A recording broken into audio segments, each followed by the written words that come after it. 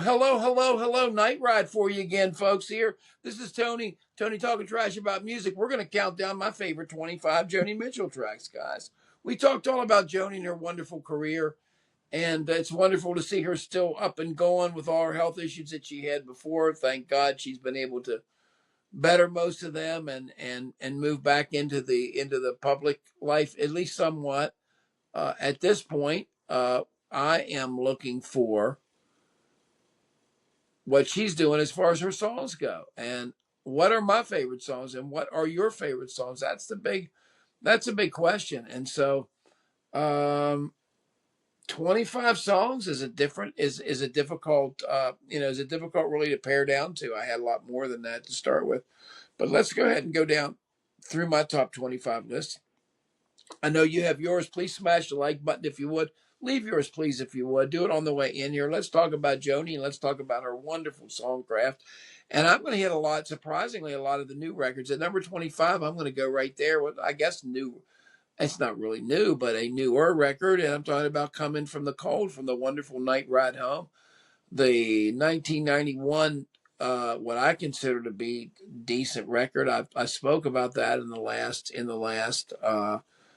uh, in my countdown record. I have it as number 12 record. I really like it a lot. I like it better than any of the mid 80 records that I had as well. Number 24, we're going to go to Blue with My Old Man. Of course, I spoke about that as being one of the standout tracks from that. And of course, everything off Blue is one of those ones. Again, you can just you can put on your cassette player, put on your record, and just plan on taking it off next month and sit down and learn something here about communication and lyrics and everything else. At number 23, I'm going to go Captain Obvious with Both Sides Now. It still is a marvelous song. It still is a wonderful song, despite how much it's been played out. Of course, that's from the Clouds record. At number 22, let's go to the wonderful Black Crow on Hijira, which is again in the spirit of the dark imagery of the artwork and such. Just really, really wonderful, and one of the best things here. At number 22, I'm going to go, or I was at 22. I did Black Crow already. At number 21, I'm going to hit again one of the new records, 2007 Shine, with I think the best, probably the latest song I'm going to have on here, Strong and Wrong. I mentioned that before. I think there's a number of songs on that are good, but it's not. I really miss her, and I miss her voice with new ideas and new songs. And this is one of the last ones. We're going to stay in this somewhat of a new mode in 1998 with No Apologies from Taming the Tiger. I like a lot of her more straightforward. Her voice changed some, but again, it's got more of a jazz sweep to it, and reminds me more of like a Peggy Lee or somebody that's got a lower, more sultry voice than she had. She was young, and it really's been on. I mean, coming on since the '80s. I mean, even those records in the '80s were that way anyway. Let's go on with from Hijira, number 19, Raised on Robbery, one of the top records.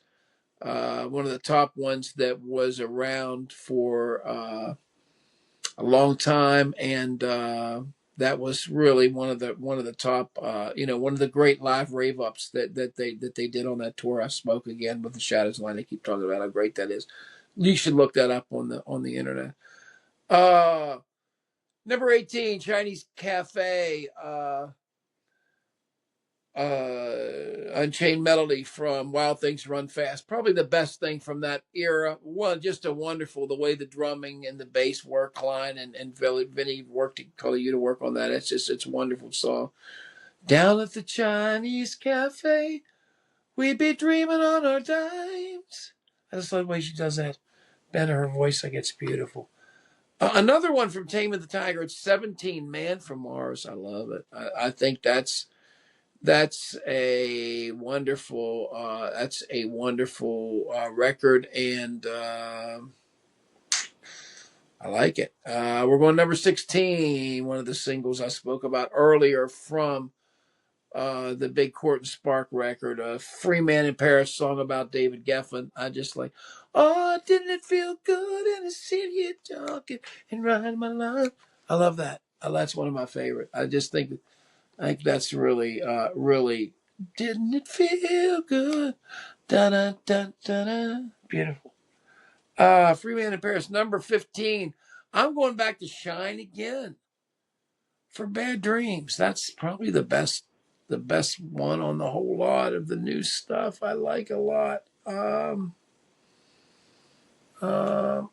really, really good. At number 14, I'm going to go to the song Dreamland, and I believe that's only on the Dreamland compilation that she has. It's not on any particular record. Seek that out. I think it's beautiful, and it's baffled me as to why it's not on any record. If it is on a record, let me know where I'm missing that here. For number 13, we're going to go on another new one here, 1991's Night Ride Home. And it seems like I've been picking that whole modern era for a lot of that, but I really like this era as far as single songs go. It's funny, the whole records, I think they have weaker songs on all that whole bunch of songs in the catalog of the record, but there's really good high points in all those records. So there's this title track, Night Ride Home. Number 12, of course, Back to Blue with The Last Time I Saw Richard, one of the most emotional. I just think it's just beautiful. It's the example, like I say, if you want singer-songwriter, man, that's what I think about. And she is so great on that. Let's stay with Blue with number 11 with Carrie, the great Carrie, which is just, well, you can figure out what that is for yourself, but one of the great one of her great songs. It probably belongs in the top 10. Number 10, I'm going to go to, believe it or not, to Night Ride Home's Cherokee Louise. I think if you see some of the later ones that she does that, I think she recognizes how good that is. And that to me was always an outstanding track, much the way I talked about like Brownsville Girl and Dylan was like clearly the great track. I think Cherokee Louise on Night Ride Home, even the Night Ride Home's a good, placid, beautiful presentation here. I think that's the outstanding with all the other musicians there working on it. Really, really great. Number 9, I'm going to go to the title track too for Turbulent Indigo from 1994. As you can see, I like this period as far as singles go. I'm surprised with my ranking that this is what happened, but every once in a while it doesn't match up that well. And these are just songs that I like. I like particular songs. Number 8, of course, from the Hissing of Summer Lawns, the great Edith and the Kingpin, which will always be, you look at that live again, that live version. There's another really, really great version of it with that. The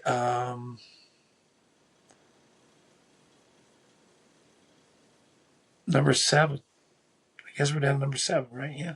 Number 7, we go with Willie. Willie.